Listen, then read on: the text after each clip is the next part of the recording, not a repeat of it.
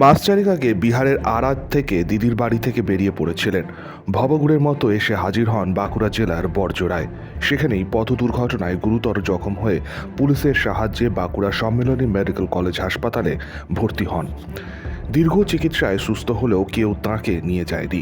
অবশেষে হ্যাম রেডিওর সাহায্য নিয়ে ওই ভবঘুরোকে তুলে দেওয়া হলো তার নিজের পরিবারের হাতে।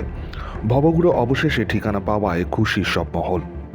সূত্রের খবর, বিহারের আরা জেলার জগদীশ থানার উগনা গ্রামে বাড়ি হলেও ওই জেলারই রঘুনাথপুর এলাকায় থাকা দিদির বাড়িতেই থাকতেন বছর ৪৫-এর রামবাবু সাউ।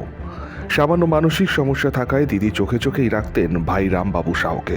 কিন্তু মাস চারেক আগে হঠাৎই দিদির বাড়ি থেকে কার্যত উধাও হয়ে যান রামবাবু সাউ। জানা যায় কোনোভাবে তিনি চলে আসেন বাঁকুড়ার বড়জোড়ায়। সেখানে পথ দুর্ঘটনায় গুরুতর আহত হন তিনি। इनकी बहुत कोशिश की खोजने के लिए, नहीं मिल पाया। फिर हमारे थाने से हमारे प्रधान ने मेरे पास फ़ोन किया। मेरे पास वीडियो यहाँ से गया था, वो वीडियो आया, मैं पहचान कर फिर सर का फ़ोन नंबर मिला। फिर फ़ोन कर कंटेक्ट करके फिर यहाँ आया। कैसे अपने आप वो निकल गए घर से।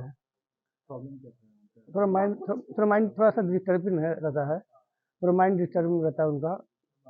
भांग करके थोड़ा डिस्टर्ब है, और उसका पैर कटा हुआ ट्रेन से पहले। मतलब मानसिक? हाँ, मानसिक। हाँ,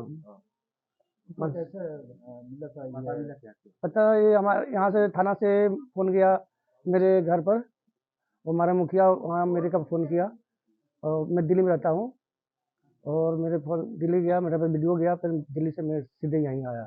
আমি প্রথমে পরিবারের হাতে তুলে দেওয়ার আগে সবচেয়ে বেশি থ্যাঙ্কস জানাবো মাধবী মন্ডল দিদিকে। দিদি অ্যাকচুয়ালি পার্সোনালি নিজে মানে টাকা খরচা করে এবং নিজে সেবা শুশ্রূষা করে একজন মানুষকে যে কন্টিনিউয়াসলি একটা মেনটেন্যান্সের মতন ট্রিটমেন্ট করে গেছেন, এইটা হচ্ছে আমাদের কাছে বিশাল বড় প্রাধান্য।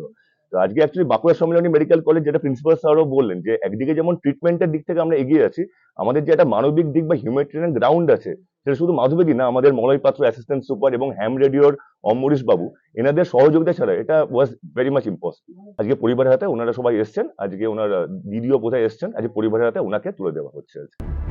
বড়জোড়া থানার পুলিশ গুরুতর আহত রামবাবু সাউকে ভর্তি করে বাঁকুড়া সম্মিলনী মেডিকেল কলেজে। সেখানেই দীর্ঘদিন চিকিৎসায় ধীরে ধীরে সুস্থ হয়ে ওঠেন রামবাবু সাউ। কিন্তু মানসিক সমস্যার কারণে চিকিৎসক ও চিকিৎসক কর্মীদের শত চেষ্টাতেও নিজের ঠিকানা বলতে পারেননি তিনি। অন্যদিকে দিনের পর দিন রামবাবু সাউকে নেয়ার জন্য কেউ হাসপাতালে না আসায় চিন্তায় পড়ে হাসপাতাল কর্তৃপক্ষ। যোগাযোগ হয় হ্যাম রেডিওর সঙ্গে। হ্যাম রেডিওর সহায়তায় অবশেষে মেলে রামবাবু সাহের বিহারের আরা জেলার ঠিকানা। সেখানেই যোগাযোগ করার পর অবশেষে রামবাবু সাহের ভাই এবং দিদি বাঁকুড়া সম্মেলনী মেডিকেল কলেজে আসে। সেখানেই তাদের হাতে তুলে দেওয়া হয় রামবাবু সাউকে। চিকিৎসা এবং সেবা শুশ্রূষার ফলে উনি সুস্থ হয়ে উঠেছেন, এবং ছুটির ব্যাপারে চিন্তা ভাবনা হলো, কিন্তু অ্যাড্রেস পাওয়া যাচ্ছে না। ফলে ওনার কাছ থেকে কথাবার্তা বলে অ্যাড্রেসও যখন পাওয়া গেল, কিছুটা প্রথমে অ্যাড্রেস পাওয়া যায়নি, হ্যাম রেডিওর সাথে যোগাযোগ করা হয় আমাদের অ্যাডমিনিস্ট্রেশনের থেকে, পার্টিকুলারলি আমাদের অ্যাসিস্ট্যান্ট সুপার মলয় এবং আদার্স অ্যাসিস্ট্যান্ট সুপাররা, ডেপুটি সুপাররা সবাই মিলে যোগাযোগ করে। তাতে হ্যাম রেডিও আবার দেখা গেল ওটা বিহারে যোগাযোগ করে, বিহারের অ্যাড্রেস পেয়ে বিহারের সেখানে তারা যোগাযোগ করার পরে দেখা যায় সেখানে ফ্যামিলি আবার দিল্লি চলে গেছে। দিল্লিতে যোগাযোগ করে দিল্লি এবং Bihar administration, Bihar police, Delhi administration, Delhi police ultimately পাওয়া যায়, তারা রেসপন্স করেন এবং আলটিমেটলি আসবো কয়েকদিনই করছিলেন, এবং আজকে অলরেডি ভোরবেলা এসে পৌঁছেছেন এবং সেই পেশেন্ট ভালো আছে আমাদের। তার ফলে বড়জোড়া থানার পুলিশ, বাঁকুড়া থানার পুলিশের প্রেজেন্সে আমাদের পেশেন্টকে বাড়িতে ফিরিয়ে দেওয়া হচ্ছে।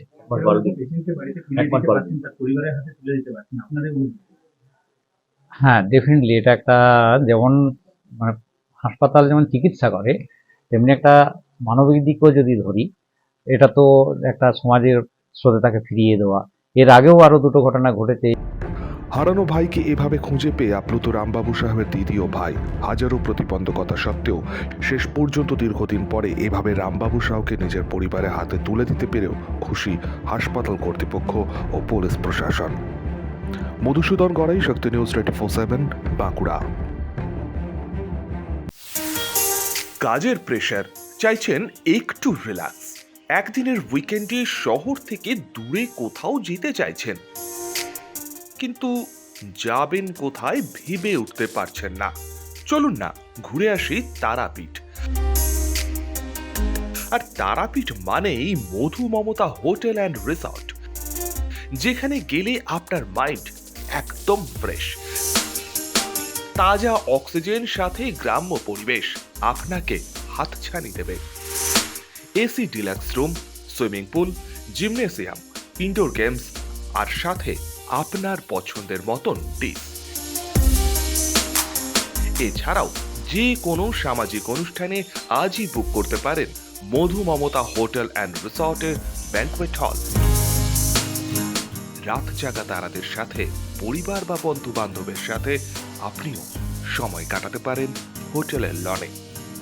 তাই ভুলবেন না, তারাপীঠ মানে hotel Madhu Mamata and resort.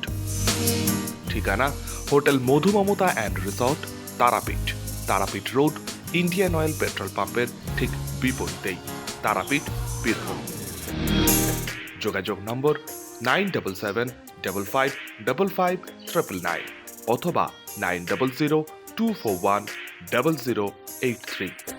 Birbhum মানেই তারাপীঠ, আর তারাপীঠ মানেই মধু মমতা হোটেল অ্যান্ড রিসর্ট।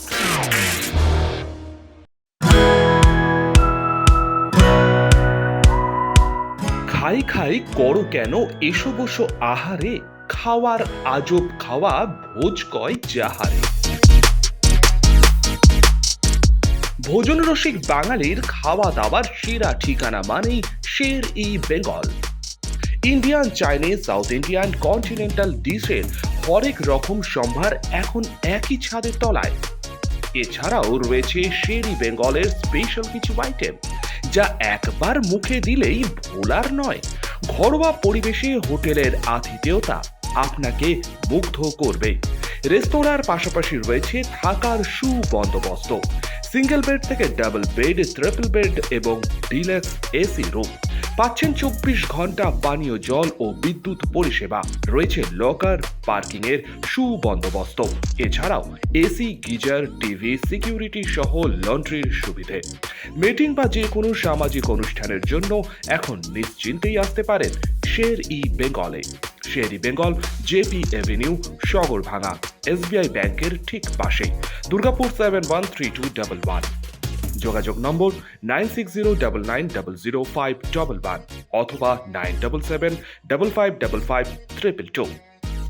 শের ই বেঙ্গল, একবার আসলে বারবার আসতেই হয়।